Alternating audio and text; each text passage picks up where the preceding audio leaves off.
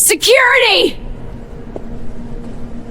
Pack your things, you're done here. Dr. Vanessa Hart didn't shout often. She didn't need to.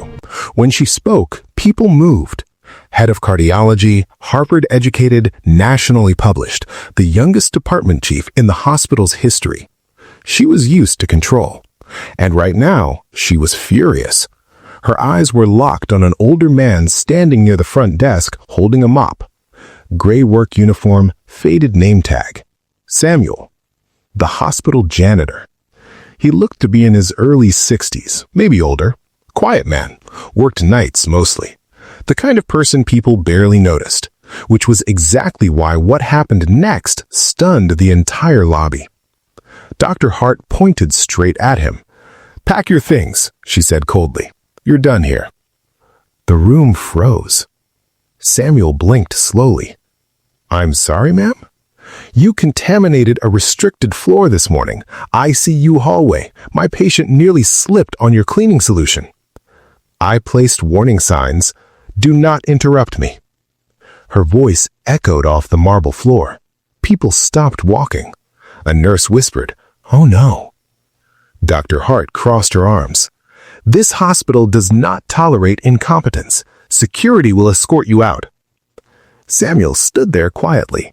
No anger, no defense, just a tired calm in his eyes. And when he finally spoke, he said something that made the entire room wish they could rewind the last 60 seconds. "You may want to reconsider that decision." Vanessa laughed, a short, sharp laugh. "Excuse me?" Before he could answer, she pulled out her phone and started recording. "Let's document this," she said to the people around her. "This man is refusing termination." The nurses exchanged uncomfortable looks. Someone whispered, "Vanessa, maybe HR should..." But Vanessa was already narrating into the camera.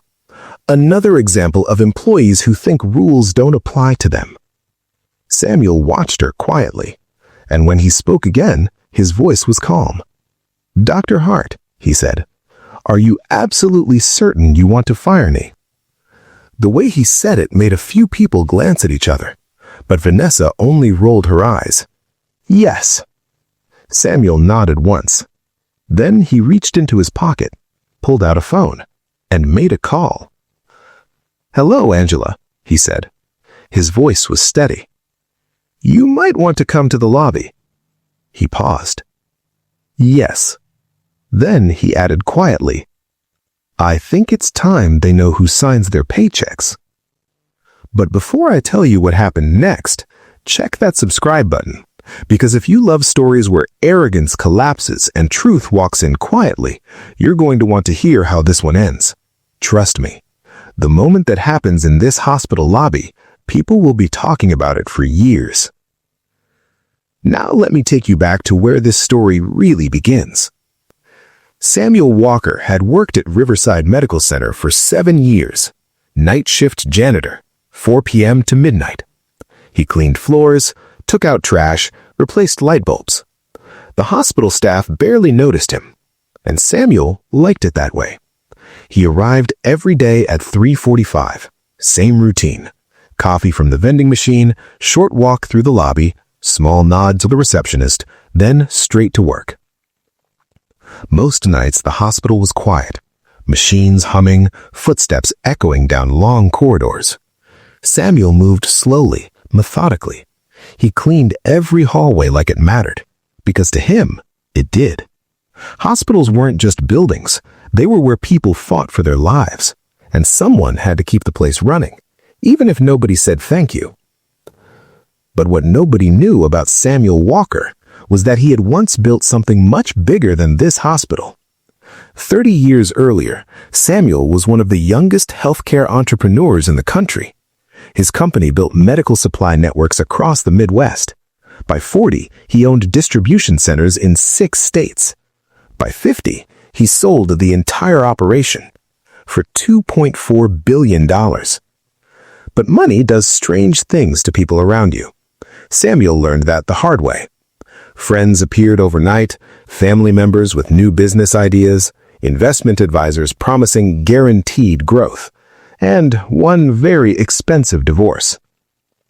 The lifestyle never interested him. Private jets, penthouse apartments, gala dinners where people wore smiles like masks. It all felt hollow. So Samuel did something nobody expected.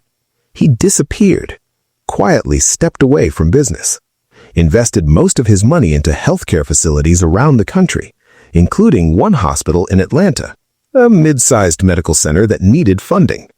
Riverside. He became the majority owner.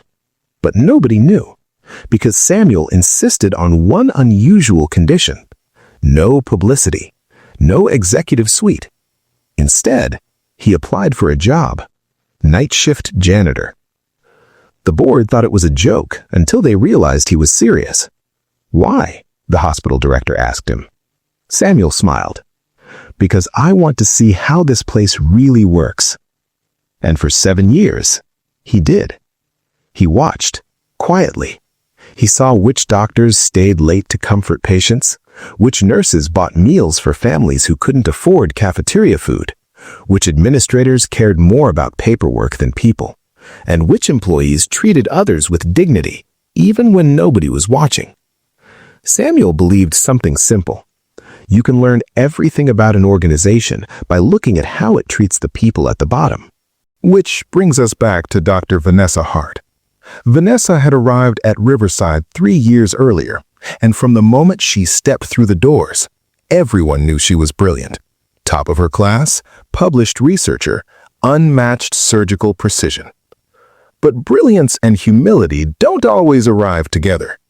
Vanessa demanded perfection, from nurses, from residents, from interns, and from janitors, especially janitors. She had a habit of speaking to them like furniture, something in the room, not someone in it. Samuel noticed, but he never said anything. Until this morning. The ICU hallway incident was small. A nurse rushing a patient slipped slightly near a wet floor sign.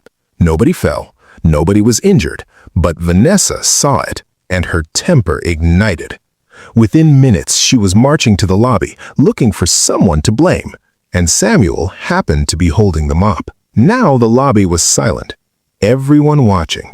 Vanessa still recording on her phone, Samuel standing calmly, and the elevator doors opened. Out stepped a woman in a Navy business suit, Angela Ruiz, Chief Administrator of Riverside Medical Center. She looked confused. "Samuel," she said. "You called?" Vanessa lowered her phone.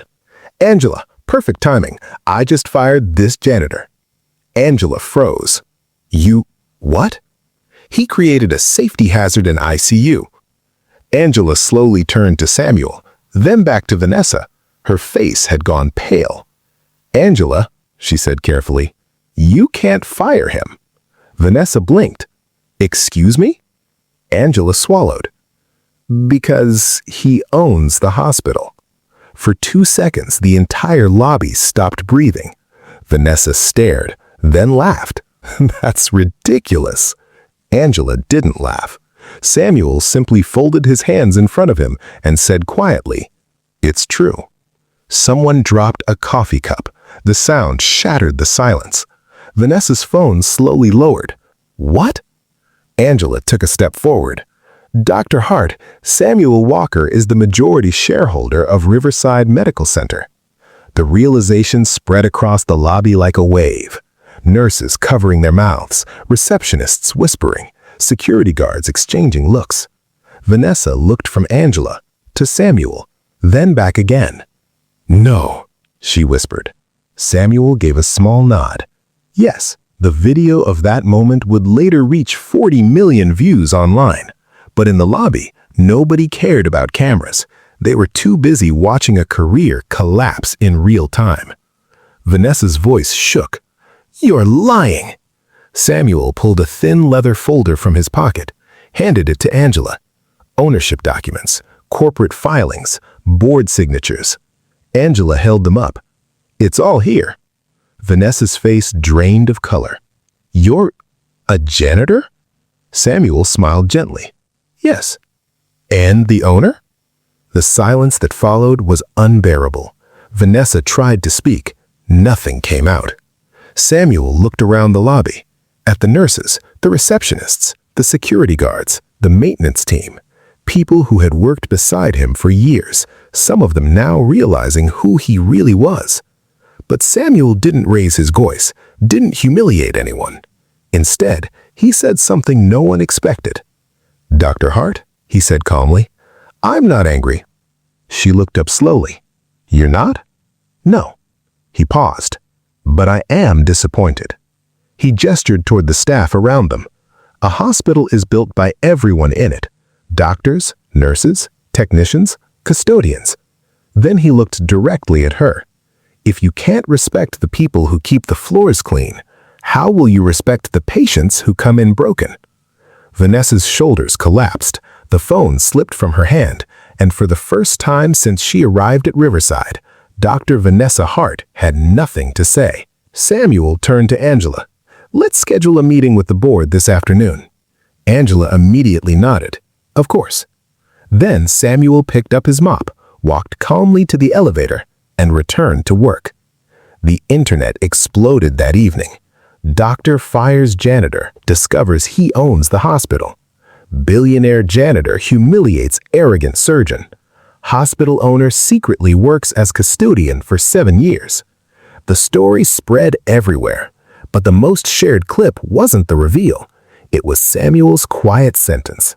"If you can't respect the people who keep the floors clean, how will you respect the patients who come in broken?" 2 years later, Dr. Vanessa Hart walked back into the same lobby.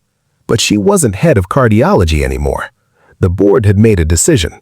Her technical skill remained valuable, but leadership required something else: humility. She approached the janitor closet slowly. Samuel was inside replacing supplies. She stood there awkwardly. "Mr. Walker?" He looked up. "Yes, doctor?" She took a breath. "I came to apologize." Samuel waited. "I spent years believing intelligence made me better than people." She looked down. "But the truth is, I forgot what medicine is for." Samuel studied her face for a long moment. Then he nodded. "Apology accepted." She exhaled, relief flooding her shoulders. "But forgiveness," Samuel added, "is just the beginning." Vanessa nodded. "I understand." 2 years later, Dr. Vanessa Hart ran a new program at Riverside, one focused on something no medical school teaches well enough: compassion. Every new doctor spent their first week working alongside every department in the hospital: nurses, reception, maintenance, and janitorial staff. The program was called the Walker Standard. Samuel never asked for the name, but the board insisted. Samuel still worked nights, still cleaned floors, still drank vending machine coffee. Because wealth had never been the point. Respect was. And the lesson of this story is simple. A title doesn't make you important. Money doesn't make you powerful. The real measure of a person is this: how they treat the people who can do nothing for them. Because sometimes the person holding the mop is the one holding the keys to the entire building. If this story moved you, subscribe, because every story has a lesson, and the quietest people in the room often have the loudest truths.